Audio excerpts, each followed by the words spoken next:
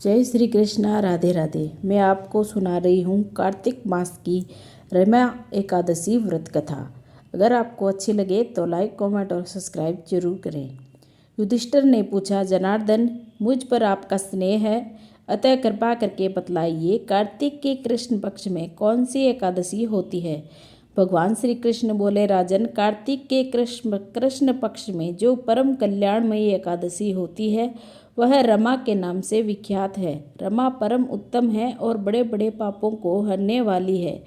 पूर्व काल में मुचुकुंद नाम से विख्यात एक राजा हो चुके हैं जो भगवान श्री विष्णु के भक्त और सत्य प्रतिज्ञ थे। निष्कंटक राज्य का शासन करते हुए उस राजा के यहाँ नदियों में श्रेष्ठ चंद्रभागा कन्या के रूप में उत्पन्न हुई। राजा ने चंद्रसेन कुमार शोभन के साथ उसका विवाह कर दिया। एक समय की बात है, शोभन अपने ससुर के घर आए। उनके यहाँ दशमी का दिन आने का समूचे नगर में ढिंढोरा पिटवाया जाता था कि एकादशी के दिन कोई भी भोजन न करे, कोई भी भोजन न करे। यह डंके की घोषणा सुनकर शोभन ने अपनी प्यारी पत्नी चंद्रभागा से कहा, प्रिय, अब मुझे इस समय क्या करना चाहिए, इसकी शिक्षा दो। चंद्रभागा बोली, प्रभु, मेरे पिता के घर पर तो एकादशी को कोई भी भोजन नहीं करता। हाथी, घोड़े, हाथियों के बच्चे तथा अन्य पशु भी अन्न, घास व जल तक का आहार नहीं करते। फिर मनुष्य एकादशी के दिन कैसे भोजन कर सकते हैं। प्राणनाथ, यदि आप भोजन करेंगे तो आपकी बड़ी निंदा होगी। इस प्रकार मन में विचार करके अपने चित्त को दृढ़ कीजिए। शोभन ने कहा, प्रिय, तुम्हारा कहना सत्य है, मैं भी आज उपवास करूंगा। देव जैसा विधान है वैसा ही होगा। भगवान श्री कृष्ण कहते हैं, इस प्रकार दृढ़ निश्चय करके शोभन ने व्रत के नियम का पालन किया। क्षुधा से उसके शरीर में पीड़ा होने लगी, अतः वह बहुत दुखी हुए। भूख की चिंता में पड़े पड़े सूर्यास्त हो गया। रात्रि आई जो हरिपूर्व पूजा परायण तथा जागरण में आसक्त वैष्णव मनुष्यों को हर्ष बढ़ाने वाली थी, परंतु यही रात्रि शोभन के लिए अत्यंत दुखदायिनी हुई। सूर्योदय होते होते उनका प्राणांत हो गया। राजा मुचुकुंद ने राजोचित काष्ठों से शोभन का दाह संस्कार करवाया। चंद्रभागा पति को पारलौकिक कर्म करके पिता के घर में ही रहने लगी। नृपश्रेष्ठ रमा नामक एकादशी के व्रत के प्रभाव से शोभन मंदराचल के शिखर पर बसे हुए परम रमणीय देवपुर को प्राप्त हुआ। वहां शोभन ने दित्य कुबेर की भांति शोभा पाने लगा। राजा मुचुकुंद के नगर में सोम शर्मा नाम से विख्यात एक ब्राह्मण रहते थे। वे तीर्थ यात्रा के प्रसंग से घूमते हुए कभी मंदराचल पर्वत पर गए। वहां उन्हें शोभन दिखाई दिया। राजा के दामाद को पहचान कर वे उनके समीप गए। शोभन को भी उस समय दिख से सोम शर्मा को आया जान शीघ्र ही आसन से उठकर खड़े हुए और उन्हें प्रणाम किया।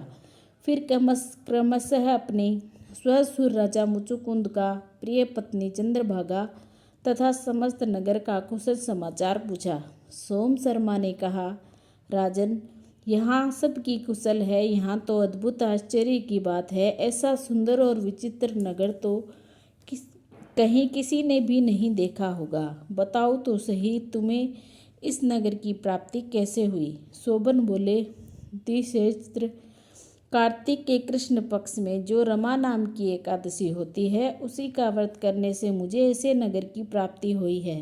ब्राह्मण, मैंने श्रद्धाहीन होकर इस उत्तम व्रत का अनुष्ठान किया था, इसलिए मैं ऐसा मानता हूँ कि यह नगर सदा स्थिर रहने वाला नहीं है। आप मुचुकुंद की सुंदरी कन्या चंद्रभागा से यह सारा वृत्तांत कहिएगा। शोभन की बात सुनकर सोम शर्मा ब्राह्मण मुचुकुंदपुर में गए और वहां चंद्रभागा के सामने उन्होंने सारा वृत्तांत कह सुनाया।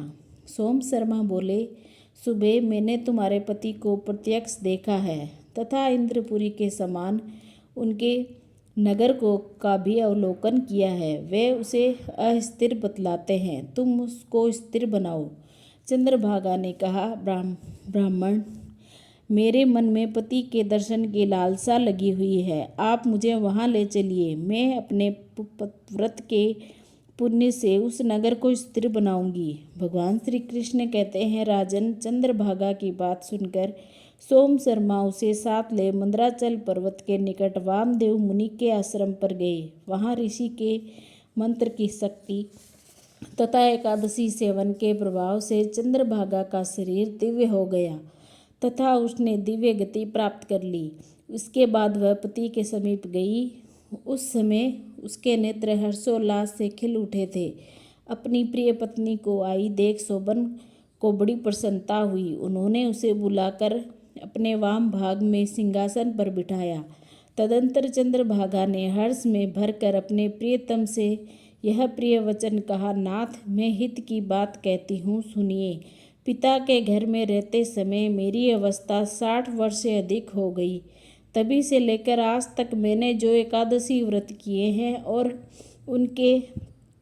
उनसे मेरे भीतर जो पुण्य संचित हुआ है, उसके प्रभाव से यह नगर कल्प के अंत तक स्थिर रहेगा तथा सब प्रकार से मनोवांछित वैभव से समृद्धिशाली होगा। नरश्रेष्ठ, इस प्रकार रमा एकादशी के प्रभाव से चंद्रभागा दिव्य भोग, दिव्य रूप और दिव्य आभूषणों से विभूषित हो अपने पति के साथ मंदराचल के शिखर पर विहार करती है। राजन, मैंने तुम्हारे समक्ष रमा नामक एकादशी का वर्णन किया है। यह चिंतामणि तथा कामधेनु के समान सब मनोरथों को पूर्ण करने वाली है। मैंने दोनों पक्षों के एकादशियों की व्रत कथा पापनाशक महत्व बताया है। जैसी कृष्ण पक्ष की एकादशी होती है, वैसे ही शुक्ल पक्ष की भी है। उनमें भेद नहीं करना चाहिए। जैसे सफ़ेद रंग की गाय हो या काले रंग की गाय, दोनों का दूध एक जैसा ही होता है, उसी प्रकार दोनों पक्षों की एकादशियाँ समान फल देने वाली होती है। जो मनुष्य एकादशी व्रतों का महात्म सुनता है, वह सब पापों से मुक्त हो श्री विष्णु लोक में प्रतिष्ठित होता है। बोलो विष्णु भगवान की जय, लक्ष्मी माता की जय।